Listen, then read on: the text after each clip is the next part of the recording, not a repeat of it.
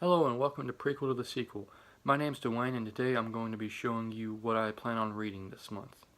First off, I'm going to continue reading The Shadow Rising, which is book 4 in the Wheel of Time series. This has been pretty good so far and I'm looking forward to finally being able to finish it. Next up, I'm going to start The Grace of Kings by Ken Liu, which is the first book in the Dandelion Dynasty series.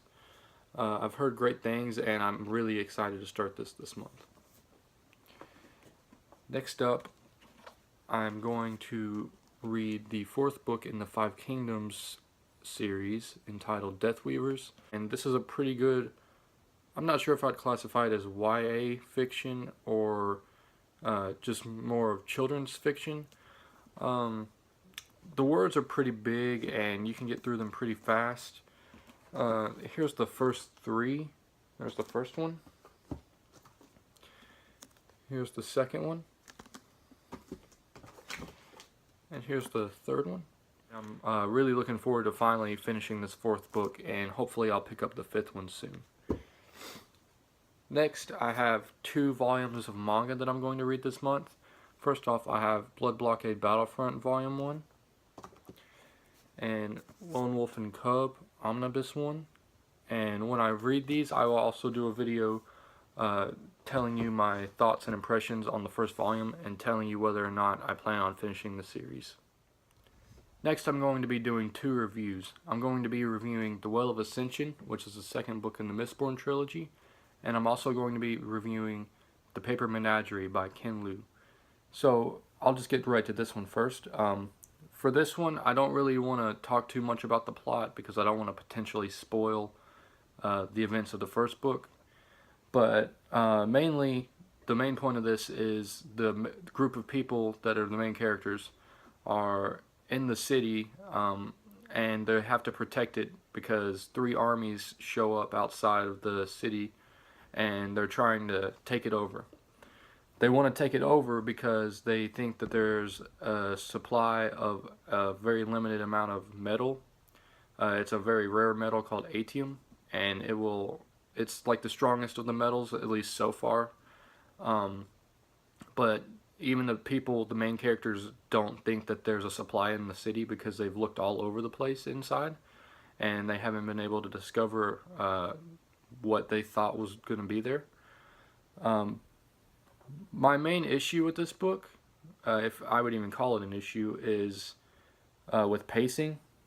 My copy has 700 pages or so, and what I found most frustrating was the fact that the pacing wasn't up to my standards, I guess. There were a lot of times when it was really slow and it felt like absolutely nothing was happening that would further the plot. But at the same time, I think that was a good thing for this novel. I felt like that was a strong part of the first novel in the trilogy that really made me like it. I specifically remember there was one chapter where Vin, who's the main character, went out with another girl just to buy a dress, and this went on for about 20 pages. And for some reason, I actually really enjoyed that. I didn't think I would, but I did. But reading this book, and especially the ending, made me really want to pick up the third one. I actually own the third one, and I plan on starting that sometime soon. I just wanted to take a break before I move on to that last book, because I still have to get the second set of Mistborn books in the next series. So for that book, I'd probably rate it 5 out of 5, simply because I really enjoyed it. And if you wanted to get into science fiction or fantasy, I would definitely recommend this series. And even if you didn't want to start with a long series, I would just read some of Brandon Sanderson's standalone books, such as Elantris or Warbreaker. I love his writing, and they're very easy to get into and get lost into his worlds. Next up, I'm reviewing The Paper Menagerie by Ken Liu. So for this story, I sat down a few days ago and just read it in one go. It was maybe 12 pages or so. It didn't take very long to read, and that's what I liked about it the most. It didn't just put stuff into the story that was unnecessary and made it drag on just for sake of page count, and I think that really helped it. I'm glad that he didn't just add unnecessary things to drag it on. But basically, what the story is about, it's about this boy. It starts out when he's a little kid, and I think like the very first sentence of the story actually says there were times when he would cry, and whatever his mom and dad did to try to calm him down, nothing would work. So he's the son of an American dad, and his mom is actually from China, and she barely speaks any English. Um, so what she did was she would save the wrapping paper from Christmas presents and keep it up on the fridge. I think it was on the fridge. Um, and then she would bring them down and make origami animals with them. And then she would put it up to her mouth and like blow some of her breath into it, and somehow it would make the origami animals come to life. Um, that really intrigued me, and it was definitely something that I hadn't really seen before. Um, it was magical in my opinion, but it was a very different magic than I was used to seeing in just like normal fantasy series or short stories, any kind of fantasy in general. Um, and I thought that was a really strong point of the story. Um, but the ending was very,